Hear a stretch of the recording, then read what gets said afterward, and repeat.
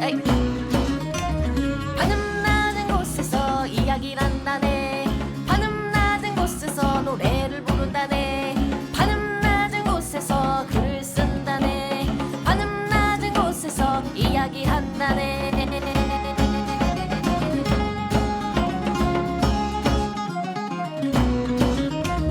천원돌파의 플랫 635화 어제 뭐 봤어? 78번째 편 시작하겠습니다. 와.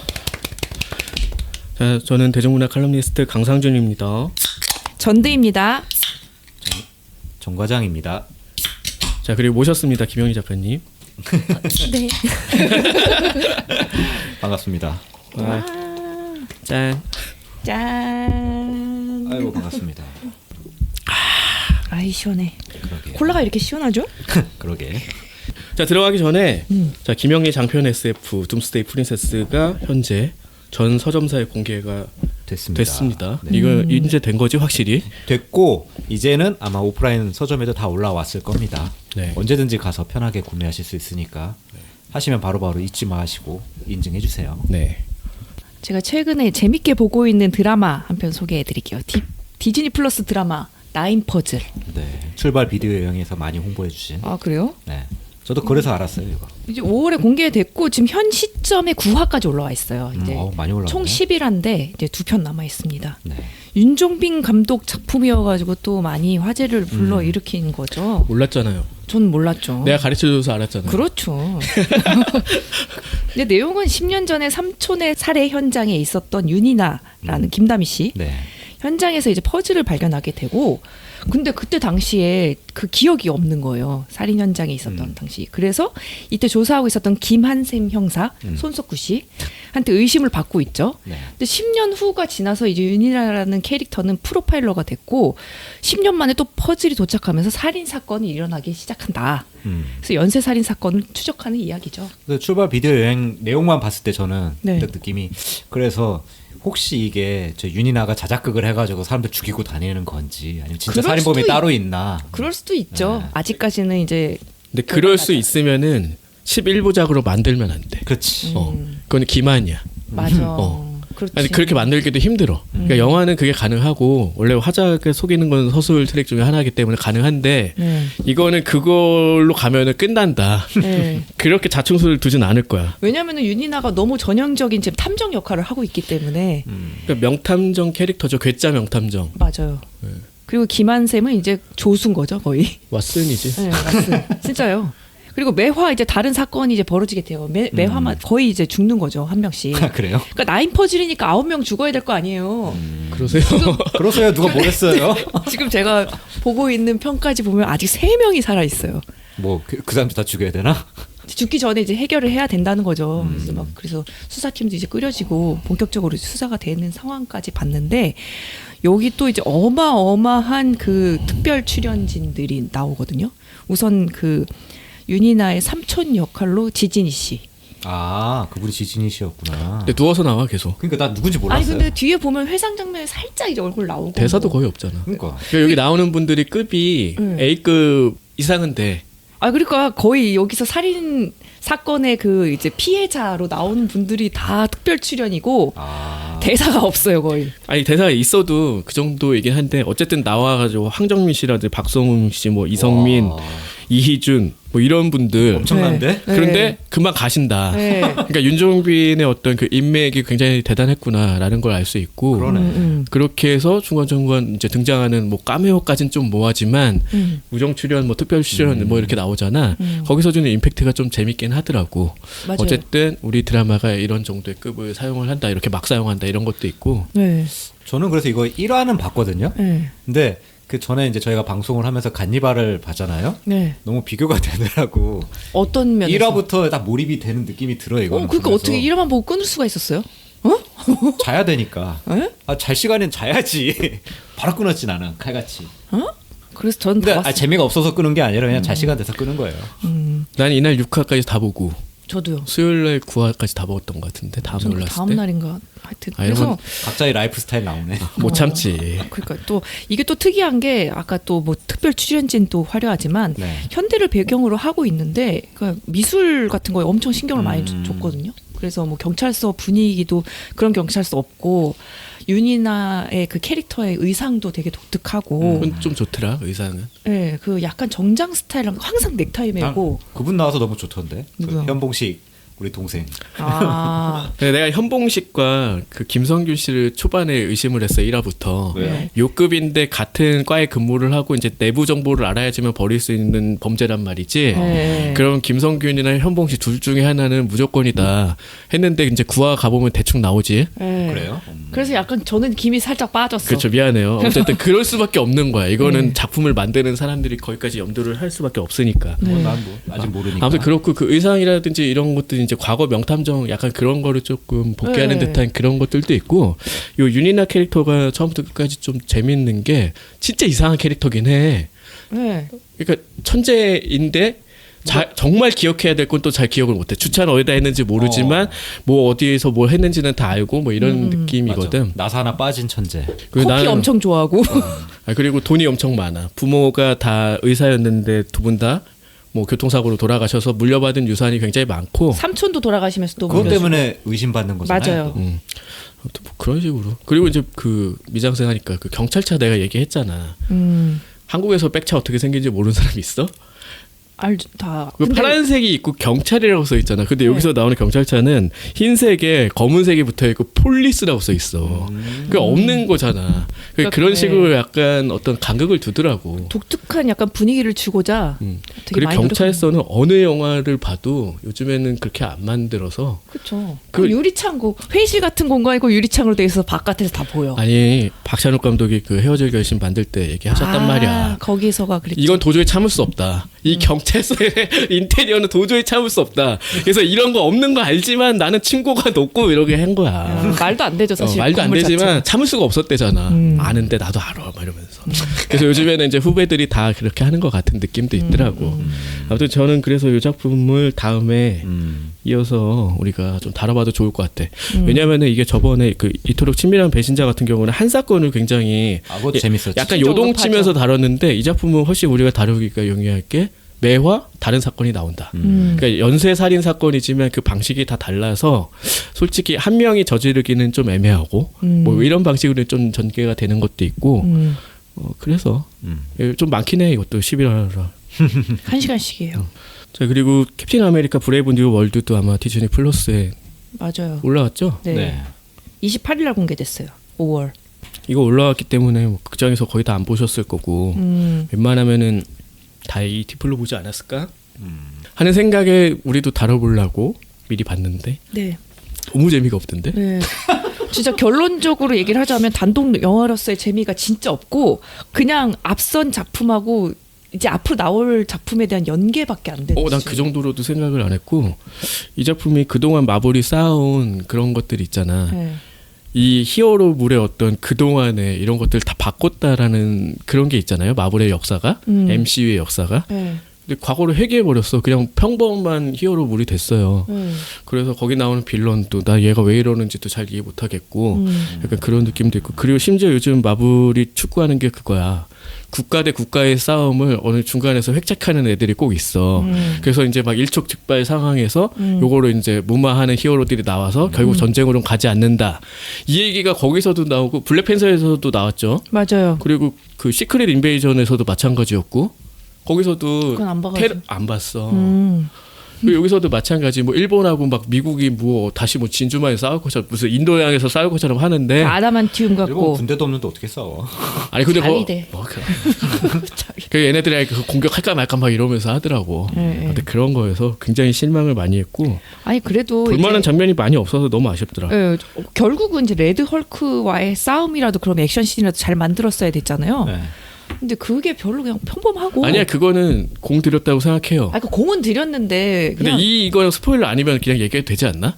해도 돼 다. 그냥 레드헐크 어떻게 이기지? 뭐 이런 거잖아. 네. 열심히 근데 초능력이 없잖아. 얘가 이제 그 누구야 2대 캡틴이 고민하는 건 그거야. 나는 샘 윌슨.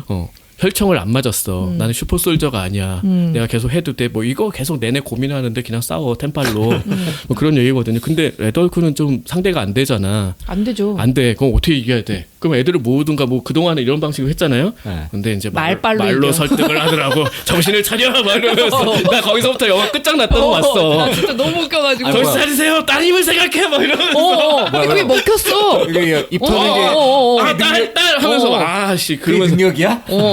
아 그래서 턴다 좀. 아니 정치를 하셔야지. 아니 근데 그 전에 나왔던 팔콘과 윈터 솔저에서도 결국 둘이 약간 입 터는 걸로 아 그래요? 나중에 되거든요. 그래서 지금 여기서도 잠깐 나오는데 카메오로 윈터 솔저 나오거든요.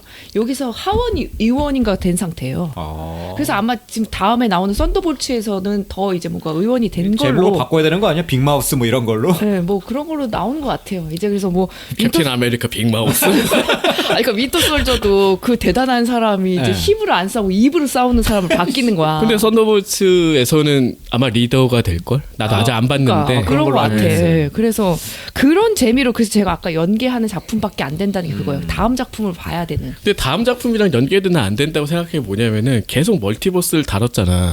근데 정말 최근 작품 들어서 멀티버스 전혀 언급이 안 되고 정말 무관한 작품이 됐지. 근데 마지막에 그 리더 얘기는 해도 되지 않나? 그 빌런이 뭐 세미얼 스턴스. 마치 이제 맞다. 멀티버스 얘기 아직까지 한 번도 안 했지? 그러더니 다른 세계가 있어. 뭐 이러면서 그게 쿠키로 나오면서 끝나거든. 영화 다 본 거 같죠? 나 왠지 안 볼 것 같은 느낌인데. 아 그래서 이거 하려고 했다가 와 이거 나만 죽을 수 없지라는 마음으로 하고는 싶었는데 혼자 죽으세요. 네. 이건 뭐 자 그러면은 김현희 작가님이 또 재밌게 본 게 뭔지 한번 들어보시죠. 뭐 최근에 많은 걸 보고 있는데 네. 계속 이제 기억에 남는 거는 이게 한 3번째 보는 것 같은데 네.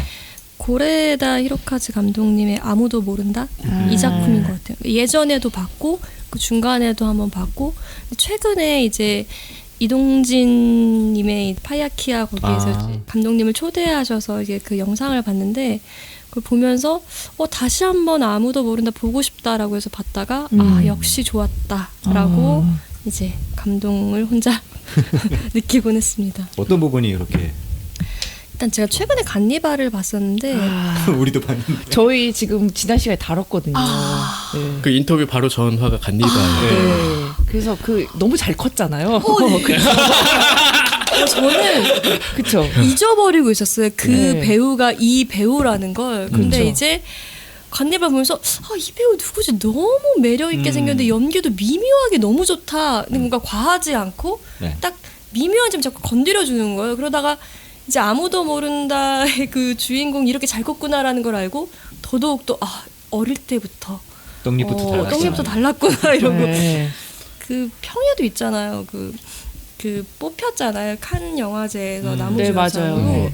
영화를 다 보고 남는 건 그 주인공 남자 아이의 표정만 기억에 맞아요, 남는다는 맞아요. 건데 정말 그 평이 딱 맞을 정도로 한 며칠 동안 계속 기억에 남던 것 같아요. 그 간니발에서도 1화에서 봤을 땐 그냥 어리버리한 경찰 정도로 생각했는데 이게 돌변하는 데서 그 표정 변화가 굉장히 이제는 때릴 수 없을 것 같잖아. 네. 저는 그 사람 때릴 때는 그냥 약간 얘가 폭력적이다 이런 생각을 하다가 제가 그 캐릭터에 대해서 마음을 바꾼 게 그거예요. 총을 땡길 때 딸이 옆에 있는데 저는 결단력이라고 표현했는데 공감을 잘 못하더라고. 나는 못할 것 같기 때문에 그래서 못하면 계속 후회하고 살았겠지 라는 생각이 드는데 걔는 어쨌든 했잖아.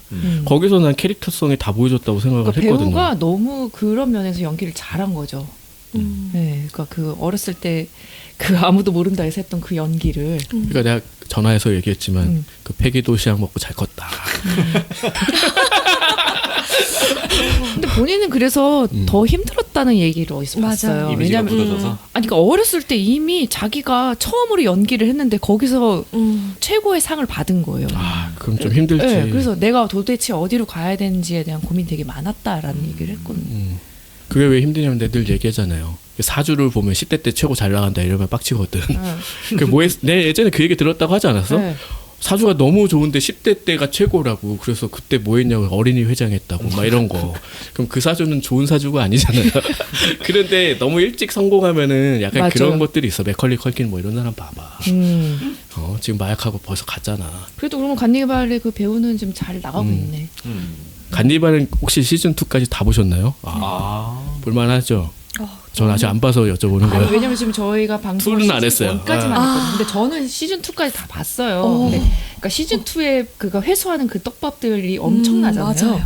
아직 이분들은 그걸 몰라. 그래서 딱 시즌 1까지만 봤어요. 상상도 못했던 것 같아요. 네, 너무 이렇게 잔인해도 될 거야 정도까지 다. 그렇죠. 맞아요. 근데 저는 감탄밖에 못하겠네요, 진짜. 네. 그래서 결말도 나중에 이제 드라마 보고 나서 찾아봤던 것 같은데 만화랑 조금 다른 지점이 있다고 하더라고요. 그래서 만화의 결말과 이 디즈니 영화에서 나온 그 드라마의 결말이 이제 비교해봤는데 저는 드라마도 좋았던 것 같아요. 그 결말이 약간 왜 그렇게 선택했는지도 알 것 같고 생각을 하면 좋았습니다. 아무도 모른다. 맞아요. 그 간니발까지. 그러면 저는 만화 하나를 얘기해 볼게요. 좀 길어요. 건강하고 문화적인 최저 한도의 생활이라는 제목이고 이건 카시와기 하루코의 만화인데 제 64회 쇼가쿠간 만화상 일반 부문 수상자이라고 하더라고요. 저는 이거 읽어보고 나서 찾았어요. 재밌어가지고 이거 뭐지 싶었는데 그리고 동명의 드라마도 있더라고요. 저는 이거는 봤어요. 1화만 봤어. 1화만? 1화를 보고 어떤 느낌이었냐면은 이거는 만화로 봐야겠다라는 생각이 들 드라마. 정도의 드라마였어. 드라마. 왜냐면 다루는 방식이 너무 만화적이더라고. 찾아보니까 당연히 만화 원작인 거야. 네. 그래서 안 봐야겠다라는 생각이 들었어. 별론가 보네. 아니 그 캐릭터가 되게 과장돼 있는데 네. 이거 너무 만화적이잖아. 왜냐면 만화에서는 그렇게 해도 돼. 근데 실사에서는 뭔가 조금 더 누르든가 바꾸든가 해야 되는데 전혀 안 했더라고. 이게 주인공이 그 도쿄도 동구청의 그 생활보호 업무를 맡은 공무원이에요. 신인 공무원. 근데 성격이 그 흔히 보이는 그런 캐릭터죠. 매사 덜렁대고 대신 매사 진지하게 막 접근해가지고 혼자 막 스트레스 받는 그런 성격인 거예요. 덜렁대는데 진지? 그럴 수가 있어요. 보면. 그래가지고 얘가 그 업무가 그 최저 생활비를 벌지 못하는 사람들을 심사하고 이제 돈을 지급하는 업무인데 무려 110세대를 관리를 해야 되는 거예요. 그러니까 하나하나 신경 쓰기 되게 힘든데 그거 하나하나에 만약에 몰입을 하면 정말 힘든 거죠. 그런데 이제 다른 애들은 이제 자기만의 스타일대로 다 해결을 하는데 얘 같은 경우에는 이제 막 덜렁대고 뭐 빼먹고 또 가서 뭐 고생하고 하면은 주변에 이제 그 조언하는 상사 하나 있어요. 걔가 이제 얘기해주면 걔 가이드대로 가면서 좀 해결하기도 하고 주변에 그 냉철한 여자 냉철녀 한 명이 있는데 걔는 막 매뉴얼이 굉장히 두꺼운 매뉴얼인데 그걸 다 일일이 읽어가지고 케이스 바이 케이스로 다 그걸 해결하는 그런 스타일도 있고 또 승질내는 남자 하나 있어요. 그 이제 생활보호비를 잘 벌지 못하는 사람들이면 스스로 자구책을 마련을 이뤄야 되는데 니네 왜 못하면서 막 갑자기 승질을 뻗쳐가지고 막 화내는 그런 캐릭터가 하나 있어요. 이런 식으로 주변 동기 캐릭터들 같이 나오면서 이런 케이스를 하나하나 해결해 나가는 건데 결국은 뭐 매번 케이스가 다른 건데 일상에서 드라마를 계속 발견하게 되는 거죠. 예를 들자면 초반에 얘가 맡은 케이스도 아니야. 그냥 맡은 세대 중에 한 명인데 전화가 오는 거예요. 입버릇처럼 주변에 폐를 끼치니 전 이제 죽겠습니다. 이러고 막 전화를 끊으면 얘 막 안절부절하는 거죠. 얘 죽으면 어떻게 하는데 주위에 막 가족이나 전화해도 걔 맨날 그래. 그냥 둬. 그리고 옆에 다른 직원도 그거 유명한 사람이야. 그냥 두라고 된다고 해서 다음날 죽었어 보니까. 그럼 안 되잖아. 그러니까 얘가 자기 책임인 것 같고 되게 힘든데 그래서 나중에 자책하는 거야. 이렇게 그냥 지나가지 말고 이제 해야겠다. 이게 초반부에 있는 에피소드를 그 다음부터 얘가 마음을 다잡는 어떤 계기가 되는. 그게 1화였던 것 같아. 네, 맞아요. 근데 주변에 얘기가 약간 좀 뭐랄까 덤덤하게 얘기하는데 귀찮다는 듯이 야 그건 뭐 그냥 한 건인데 뭐 한 건 사라졌네 좋은 거 아니야 뭐 이런 식으로 얘기하기도 해요. 주변에 있는 애들은. 이놈의 공무원. 그런 식으로 얘기하기도 하는데 또 말은 그렇게 해도 또 열심히 하는 사람도 있고 또 인상이 깊은 게 하나 또 다른 에피소드가 있는데 생활보호 지급을 하는데 죽어도 파산 신청 안 하는 사람이 하나 있는 거예요. 예전에 빚이 되게 많아가지고 이거 파산 신청만 하면 대출금이 안 나가잖아요. 그러면 이제 생활비를 받아서 살 수 있는데 그걸 안 해가지고 막 하루 종일 쫄쫄 굶고 막 이런 사람이 하나 있는 거예요. 그래서 도대체 이 사람은 왜 그럴까? 그거를 쫓아나가는 그런 이야기도 있었고 나중에 보면은 이 양반이 옛날에 사업이나 이런 거 큰 거 하다가 망한 거죠. 그래서 주변에 엄청나게 빚을 지게 됐고 되게 친한 사람부터 시작해 자기 믿고 돈을 준 사람들 심지어 직원들 월급도 못 주고 그렇게 되니까 얘는 그거를 파산 신청하기 싫은 거야. 자기 이제 책임이다 하고 자기는 죽을 때까지 그거 갚아야 된다. 나 이거 어디서 본 듯한 느낌이 들지 왜? 이런 비슷한 내용이 있지 않았어요? 파산했니? 어디 파산하셨어요? 아니 예전에 회사에 알던 그 누구가 자기가 예전에 사업을 했다가 네. 이제 망해가지고 그러면은 그 파산 신청을 해가지고 하게 되면은 돈을 못 주잖아요. 그쵸. 그래서 자기는 돈을 못 벌더라도 나머지 사람들 직원들은 다 챙겨줘야 된다고 해서 다 그거를 갚고 책임감 있는 사람들은 네. 비슷하게 생각하나 보네. 그런 게 있었다라는 얘기를 들어. 여기서도 이 사람 평상시에 되게 조용한 사람들 화낼 때가 있는데 가끔 이제 파산 신청해서 되게 너 왜 그렇게 하냐 하면서 좀 공무원이 닥달하듯이 하면 그때 좀 화를 내더라고 이 친구가. 그런 것들도 있었고 또 이제 뭐 예전에 한국에서도 좀 화제가 됐던 것 같은데 생활보호 지원금을 받는데 이제 좀 뭐라고 해야 되나 또 다른 수입을 얻어가지고 그러면은 이제 좀 나가리 되잖아. 그치. 지원금이 깎이거나. 여기서도 보면은 뭐 아들이 몰래 아르바이트하는 거 몰랐던 거야 엄마가.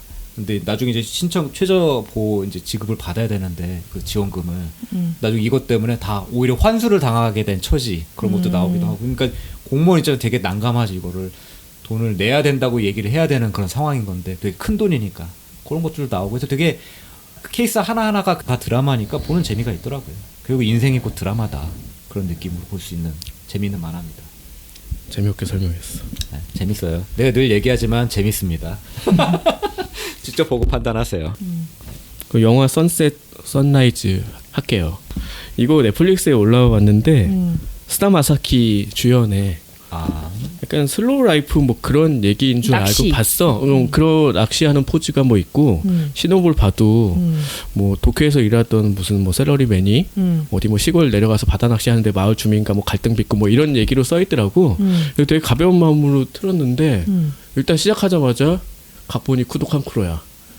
그래서 단지 그런 얘기는 아니겠거니 하는 마음가짐으로 보다 보니까 이게 예상 외의 방향으로 가긴 하더라고요. 그러니까 어떻게 됐냐면은 토호쿠 지방의 어떤 시골 마을에서 공무원으로 있는 여자가 자기 집이 하나 남는 게 있는데 이거를 세를 줘야겠다 하고 올렸어. 아버지랑 둘이서 사는 그런 여자였는데 근데 이게 올린 지 얼마 안 돼가지고 스타 마사키가 딱 집은 거야. 왜 이렇게 싸 하면서. 그게 4LDK였어. 방 4개에다가 뭐 다 갖춰지고 안에 모든 가구와 빌트인이 다 돼 있는 집인데 6만 원이야. 월세가 60만 원? 왜 이렇게 싸? 그러니까 시골이라서 그런가? 그래서 스타 마사키가 덥석 물고 연락을 해왔는데 다음날 바로 찾아왔어. 근데 이때가 시기가 2020년이었던 것 같아. 코로나가 갑자기 시작이 된 거지. 그래서 이 동네에 있는 그 공무원 같은 경우는 도쿄에서 오는 사람을 막아야 돼. 그때 아마 도쿄에서 시작을 했을 거예요. 무슨 배 들어오고 뭐 이러면서. 맞아. 그래서 막아야 되는데 아차 싶은 거지. 이 사람이 오면은 안 되잖아. 막 전염병을 막 몰고 오는 사람 같이 그렇지. 근데 와버렸어. 그거 어떡해. 일단은 들어가. 격리시켜. 밀접 접촉하면 안 돼. 이러고 14일인가 가둬놨어. 뭐 먹을 거 주고 뭐 이러면 안에 있어요. 이렇게 했는데 얘가 낚시를 너무 좋아하니까 계속 몰래 나가서 낚시하다가 마을 사람들한테 들키고 이런 코미디가 전개가 되는 줄 알았어요. 네. 근데 사실 알고 보면은 유일 감추고 있는 게 하나가 뭐였냐면 지역만 봐도 사실은 짐작할 수 있었어야 되는데 난 몰랐지. 간니발이야? 토호쿠 대지진이 9년 전에 있었던 거지. 그러니까 여기 빈집이 왜 이렇게 많았어? 여기가 그 쓰나미가 완전히 직접 덮쳤던 데였던 거야. 그래서 그 집이 비었던 것도 벌써 말고 슬픈 보면은 얘기로도 가는구나. 가족이 이제 죽고 뭐 이렇게 된 거고 아버지랑 같이 산다고 생각을 했는데 그 아버지가 아니라 시아버지인 것도 있고 뭐 이런 것들이 하나하나 이제 밝혀지면서 사실은 그래서 이제 빈집 프로젝트를 그 스타 마사키가 이제 시작을 하게 돼. 우연치 않게 사장한테 들켜서. 그러니까 그 재택근무 한다고 했는데 거기 내려가서 그러고 있는 걸 들켜버린 거야. 근데 거기 빈집이 많다며 우리 부동산 시작하니까 거기서 알아봐 해가지고 됐는데 알고 보니 뭐 이제 도시랑 갈등도 빚게 되고 도시 사람들 뭐 그러면서 이제 그 토호쿠 지방에 거기 사는 사람들 여전히 벗어나지 못한 사람들도 있고 그걸 잊으면서 살아가는 사람들도 있을 거고 하지만 또 상처를 헤집는 이런 사건들이 벌어지고 그러다가 결국 합일되고 이런 이야기인데 굉장히 능청맞게 잘 풀어냈다라는 생각이 들었어. 그러니까 이게 삶이라는 게 죽음과 멀지 않은데 다 잊고 살고 있잖아요. 근데 그쵸. 어느 순간 이걸 확 풀어놓는 거야. 그 방식이 그 굉장히 쿠독한스럽게 또 나와. 거기 이제 옆집에 스타 마사키한테 되게 잘해주는 할머니가 하나 있는데 80살인데 되게 건강하시고 막 이런 줄 알았다. 근데 맨날 하는 일이 이제 가서 파친코 하시고 계셔. 근데 파친코 하다가 돌아가신 거야. 그런 식으로 펼쳐져. 근데 그 방식이 얼마나 좀 또 아이러니하냐면은 에반게리온 파친코를 하고 계셨나 봐요. 옆에서 이제 마을 사람 같이 있는 사람이 막 터졌다고 잭팟. 근데 말을 안 하니까 보니까 이제 병원 가고 이렇게 된 거잖아. 근데 이제 장례식장에서 그래. 그 에반게리온 초폭주할 때 돌아가셨다고. 막 그런 웃어야 돼, 말아야 돼. 그러니까 그런 것들이 너무 뭐랄까 웃기도 뭐하고 그런 거기 있는 사람들 피식하잖아. 근데 그런 것들이 이 영화 내내 펼쳐지는 분위기 중에 하나예요. 그럼 그 맨날 슬픔에 억눌려서 살아야 돼? 그건 아니야. 그렇다고 그걸 잊고 살아야 돼? 그것도 아니야. 어떻게 살아야 돼? 라는 답을 굉장히 재밌게 내줘요. 그러니까 그냥 네가 하고 싶은 대로 살아라는 건데 그거를 정말로 이게 정답이구나 하는 그런 마음으로 볼 수 있도록 해줘요. 처음에는 가벼운 마음으로 봤다가 약간 무겁게 다가갔는데 마지막에는 상쾌하게 끝날 수 있는 그래서 그 동일본 대지진부터 코로나까지를 겪고 나서 일본에 남겨졌던 상흔을 그런 방식으로 표현해낼 수 있구나라고 해서 오랜만에 본 영화 중에 꽤 괜찮았다. 영화 되게 길거든요. 2시간 넘어가고 근데 전혀 지루함 없이 삶이란 무엇인가를 다시 한번 통찰할 수 있게 만들어준 좋은 영화라고 생각합니다. 역시 천재 작가구나. 근데 늘 하는 얘기는 비슷한 것 같긴 해요. 이제 봤을 때. 그러니까 그 마을은 왠지 존재할 수 없을 것 같고 인물들도 너무 과장이 돼 있고 막 그런 것들을 개그로 풀어놨잖아. 근데 알고 보면 뭔가 감추고 있고 그리고 누가 꼭 죽어야 돼. 그렇잖아. 키사라츠 캐치아이도 그렇고 뭐 우리 집 이야기라든지 타이거 앤 드롭 다 그렇거든요. 누군가 죽어. 어떤 그런 방식으로 로맨스와 뭐 이런 여러 가지를 잘 복합해서 꾸려놨더라고요. 저는 이제 또 진짜 어제 본 애니메이션 하나 소개할게요. 5월 31일에 공개된 넷플 오리지널 한국 애니메이션 이 별에 필요한 이라는 작품인데요. 화제작 아닌가요? 화제 선전은 많이 하더라. 우선 기본적으로 제가 로맨스 뭐 이런 거 별로 안 좋아하는 거 아시잖아요. 아니 몰라요. 극혐하잖아. 사랑 따위 개나 줘버려. 내용은 그거예요. 이제 과학자예요. 이렇게 주인공 여자 주인공 난영이라는 캐릭터가 과학자인데 김태리 아니었어? 맞아요. 근데 이제 엄마가 우주 비행사였어요. 근데 화성 탐사를 갔다가 사고로 돌아오지 못했어. 그래서 얘도 이제 화성 탐사 가는 게 이제 꿈이에요. 지금 실제로 뭐 박사고 그런 상황이고, 근데 이제 엄마의 유품 중에 턴테이블이 있어요. 근데 그걸 이제 수리하러 돌아다니다가 이제 남자 주인공을 만나게 된 거예요. 홍경. 네, 그 제이라는 캐릭터를 만나서 이제 사랑에 빠지게 돼요. 그 전체적인 스토리가 그냥 둘이 연애한 얘기야.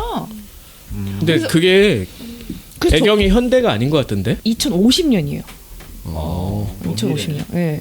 아니 그래서 이거 이제 신호를 저는 읽었을 때 어떤 느낌을 받았냐면 제가 예전에 신카이 마코토 작품 중에 가장 좋아하는 게 호시노코에? 별의 목소리거든요. 호시노코에잖아. 너무 내용이. 아니 근데 그거는 뭐냐면은 결국 이제 우주로 떠난 그 주인공하고 그 메시지를 주고받는데 엄청 오래 걸리잖아요. 그거를 되게 아련하게 잘 표현했잖아요. 근데 여기서는 그게 아니라 그냥 서울에서 연애해요. 근데 너 화성 가지 마. 난 갈 거야. 뭐 이러다가 결국 가가지고 위기에 처하고 다시 돌아오는.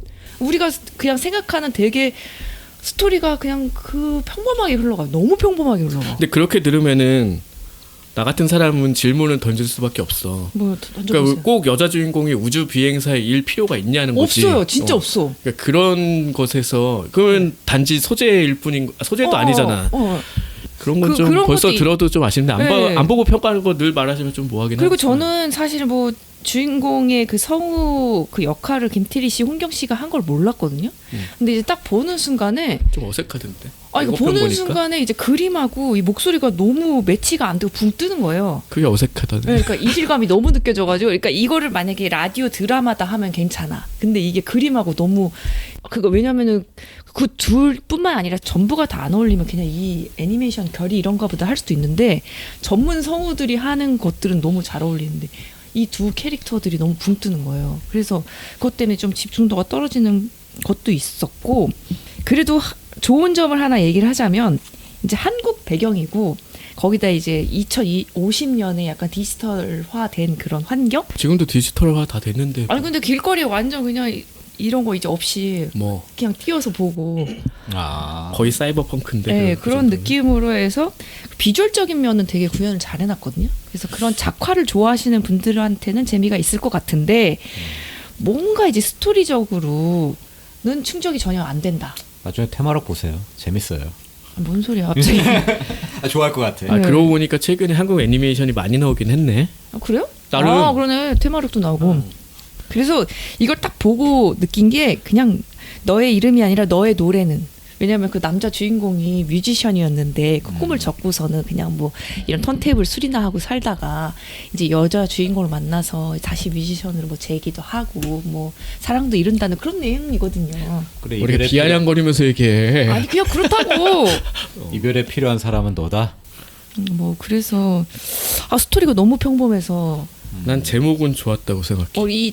이런 작화까지 만들어 놓고 조금만 더 재미를 스토리적으로 줬으면은 난 근데 좋은 작품이 작화가 되지 않았을까. 그 얼굴이 너무 좀 기묘하다는 생각을 했는데 그 뭐. 주인공들 얼굴이 뭔가 이렇게 조합이 좀 덜 된 듯하게 이렇게 그래서 더 이질감이 느껴지나 봐요.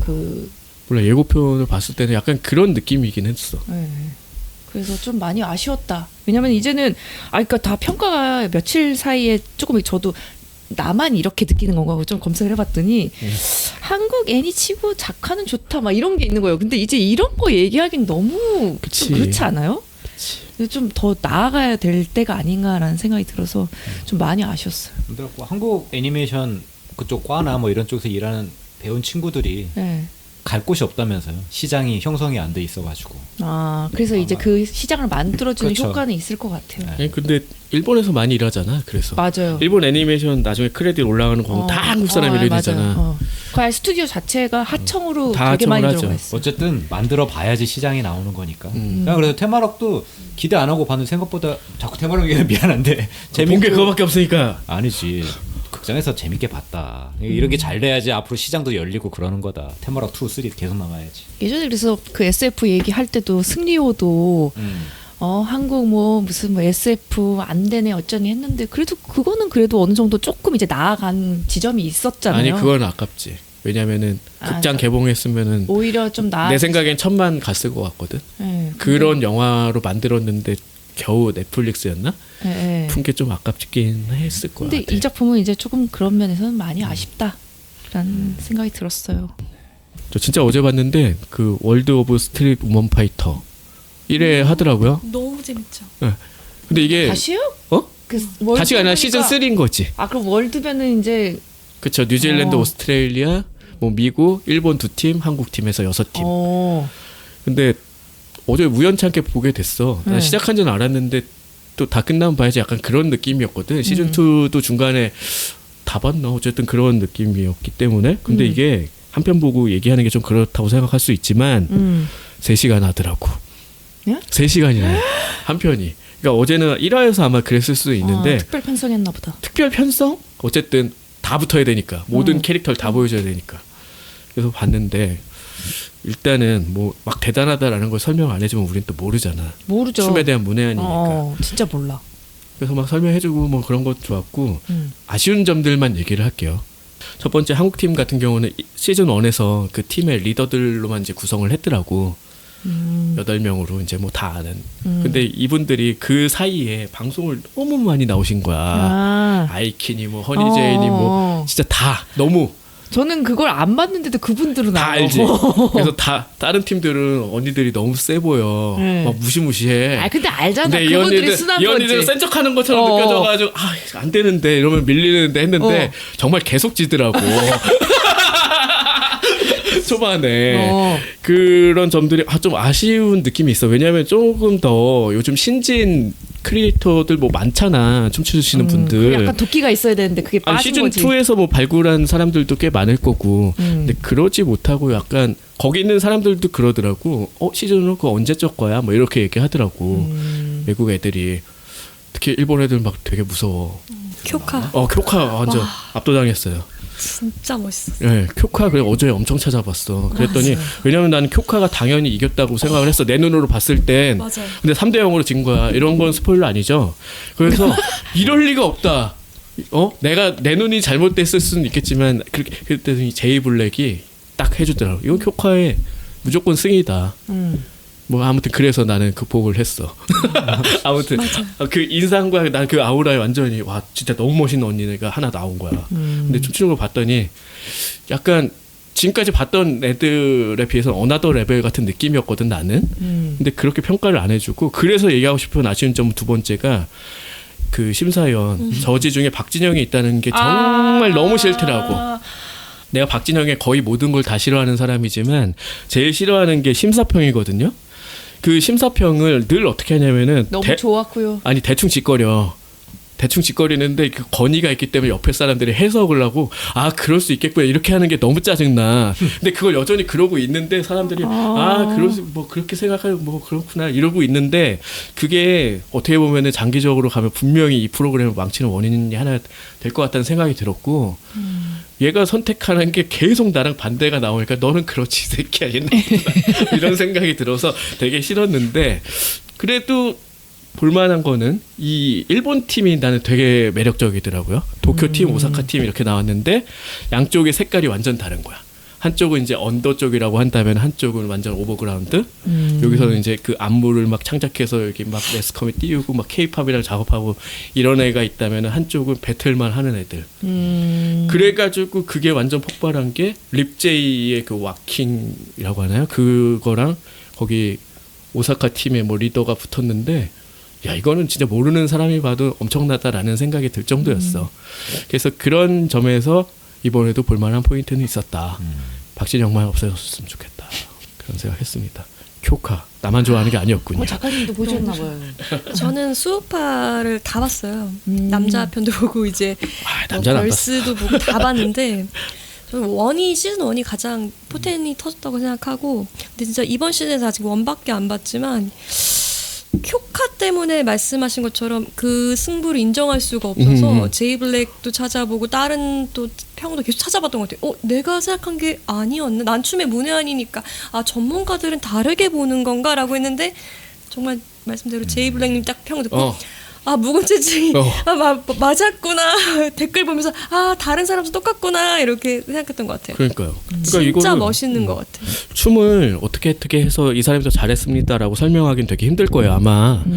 그런데 예전에 그 쇼다운이라고 JTBC에서 했던 비보잉 프로그램이 나 그거 되게 있는데 재밌게 봤는데. 거기에 제이블랙이 심사를 했었어. 근데 얘는 비보잉을 하는 애가 아니지만 그 다른 어떤 스트릿 댄스를 하는 입장에서 그걸 평가를 하고 얘기를 해주니까 오히려 비보잉하는 다른 심사위원이 있고 하고 해서 나는 그게 나름은 그래도 누구나 이해할 만한 객관적인 심사라는 생각이 들어서 그 사람들을 다 띄워줄 수 있었던 것 같아. 거기 나왔던 모든 출연진을. 근데 이거는 누굴 깎아먹기 위해서 하는 것도 아니고 그래서 벌써 딱 1화를 보고 나서 저 새끼 저거 막 이 얘기만 수십 번 하면서 봤지. 아무튼 그렇게 어저께 이거 보느라 다른 걸 볼 새가 없었어. 제가 원래 방송 전에 좀 많이 보잖아요. 그래서 여기 안 적어놓은 거 맨날 하는데 요거 그냥 어떻게 하게 됐네. 네. 마지막으로 작가님이 하나 해주시고 피날레를. 네. 아니면 오늘 조금 제가 늦게 일어났는데 데빌스 플랜을 보고 있거든요. 네. 네. 그래서 근데 저는 이제 2 보기 전에 시즌 1부터 봐야 될 것 같아서 시즌 1을 쭉 보는데 처음 1화를 볼 때는 재미없는 건가라고 하다가 이제 마지막부터 딱 정신 차리고 보기 시작한 거예요. 그래서 그 중간에 끊지 못하고 그냥 정말 중력에 의해서 눈꺼풀이 내려가서 이제 잠이 들었는데 너무 재밌게 보다가 아직 다 결말을 보지 못해서 말을 할 수는 없지만 저런 프로그램을 만들 수 있는 작가진들과 연출진의 그 게임을 만든 능력 그리고 그걸 풀어나가는 여러 사람들의 가치관과 그 지력 싸움 이거는 진짜 재밌구나 라고 느끼면서 아직까지는 시즌 1을 한 8화인가 7화인가 거기까지 보다가 지금 왔습니다. 작가님이라서 확실히 보는 그 포인트가 조금 다르시네요. 그런가요? 네, 지금 벌써 그런 거를 만드는 그런 제작진의 입장에서 생각을 하신다는 게 그 정종현 PD 사단이잖아. 원래 유명하신 원래 그 전에 뭐 더 지니어스라든지 지니어스. 네, 그 시리즈를 계속 하다가 넷플릭스 넘어와서 만든 거거든요. 어쩐지 더 지니어스 더 재밌게 봤거든요. 네. 그 느낌이 그 네. 느낌이었구나. 그런데 이제 여기는 아예 가둬놓고 하니까 그게 훨씬 재밌긴 했고 거기 궤도 어떻게 보셨어요? 저는 이제 아직 마지막까지 못 봤는데 처음에는 궤도님을 원래도 좋아하니까 되게 그래요? 응원을 했거든요. 근데 가면 갈수록 하석진님의 말이 또 일리가 맞는 거예요. 이거는 지금 우리가 여기서 누가 더 게임 플레이를 잘하고 데빌스 플랜에 맞게 지금 게임 운영을 해가야 되는데 왜 이걸 자꾸 논점을 흐리냐는 거죠. 그래서 하석진님을 그냥 배우로만 봤다가 또 다른 면을 발견하는 찰나에 제가 지금 끊고 왔습니다. 얘기를. 그래서 결말을 보지 못해서 이게 어디로 갈 것인가. 하석진의 잘 재발견. 모르겠습니다. 그러니까 저는 지금 이거 계속 데블스 플랜 할 때마다 1시즌, 2시즌을 다 얘기로 들었거든요. 근데 지니어스 같은 경우는 이제 직접 봤으니까. 근데 그때 그 봤던 그 감동을 아직도 느껴볼 수가 없어서. 저도 그 홍진호 나온 그 맞아요. 시즌만 봤어요. 저는 그러니까 그거. 그때 정말 말도 안 되는 필승법으로 이기는 걸 보고 와 저게 진짜 천재지. 정말 했던- 만화에서만 가능한 예. 사실은 각본이 있어야 될 것 같은 근데 느낌인데 그건 해냈잖아. 각본 없이 한 거잖아요. 그러니까 그치. 제작진도 생각 못하던 그 지점 파고 들어가지고 그때 그 우승한 걸 보고 그걸 너무 사람들이 다 보고 싶은 게 사실 그거라고 생각을 하거든요. 근데 그거를 이제 데블스 플랜에서 약간 정치 싸움 위주나 뭐 이런 걸로 빠지는 느낌 들어서 홍진호 그게 같은 좀- 캐릭터가 없으니까. 그게 좀 되게 아쉬워서. 아니 근데 하석진이 그 큰 역할을 많이 해내고 네. 저는 궤도라는 사람을 그 데블스 플랜 1시즌 볼 때 아예 몰랐거든요. 그리고 그 다음부터도 볼 생각이 없는데 자꾸 튀어나와서 너무 박진영 같은 놈이다 이렇게 생각하고 있었는데 빌런의 대표야. 아무튼 재미있죠. 음. 뭐 데블스 플랜 2 요즘 얘기가 많고 저번에 내가 잠깐 얘기했는데 이번에 뭐 결말 어떻게 보셨어요? 뭐 댓글도 달려 그랬잖아. 아무튼 뭐 이렇게 화제를 불러일으킬 수 있다면은 뭐 나름 이 TV 시리즈를 만드는 이런 프로그램을 만드는 사람 입장에서는 성공적이라고 생각해야겠지. 네, 근데 그게 너무 노이즈 마케팅으로 간 건 안 될 것 같아요. 자 정리해 보겠습니다. 디즈니 플러스 드라마 나인 퍼즐, 영화 캡틴 아메리카 브레이브 뉴 월드, 그다음에 영화 고레에다 히로카즈 감독의 아무도 모른다 플러스 드라마 간니발의 건강하고 문화적인 최저한도의 생활 만화죠. 그다음에 영화 선셋 선라이즈, 그다음에 애니메이션 이별에 필요한, 그리고 자 서바이벌 프로그램 월드 오브 스트릿 우먼 파이터와 데블스 플랜 1시즌까지 얘기해봤습니다. 네, 많이 했네. 뭉성하구만. 그러게요. 그래서 사람이 4명이어야 돼.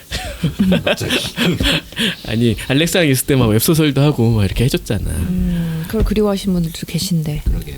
갔어. 어디 가네야. 일하고 있어요. 자, 긴 시간 우리 김영리 작가님 함께 해주셔서 너무 감사하고요. 그러게요. 네, 뭐 간단하게 소감 있으시면 말씀하셔도. 네. 오늘 방송 어떠셨는지. 제가 아까 팟캐스트를 해봤다 그랬는데 그 경험은 없던 걸로 해봤습니다. 분위기가 너무 다른가 보네요. 저는 잠깐 한 10분 정도 그냥 그 긴 시간 중에 잠깐 첨언하는 정도였는데 여기는 진짜 호흡이 남다르시네요. 보법이 남다르고 되게 편하고 재밌게 즐겼던 것 같습니다. 감사합니다. 말씀을 너무 잘하셔. 네. 저보다 잘하시는 것 같아요. 그건 이건 당연하고요. 어딜 나 비교 대상이 나 돼? 계속 난 재밌습니다. 이것만 하고 있는데. 자, 그럼 맞춰보겠습니다. 네. A보다 반은 낮은 곳에 숨어 있는 대중문화의 모든 것 천원 돌파. 에이플렛! 감사합니다. 수고하셨습니다.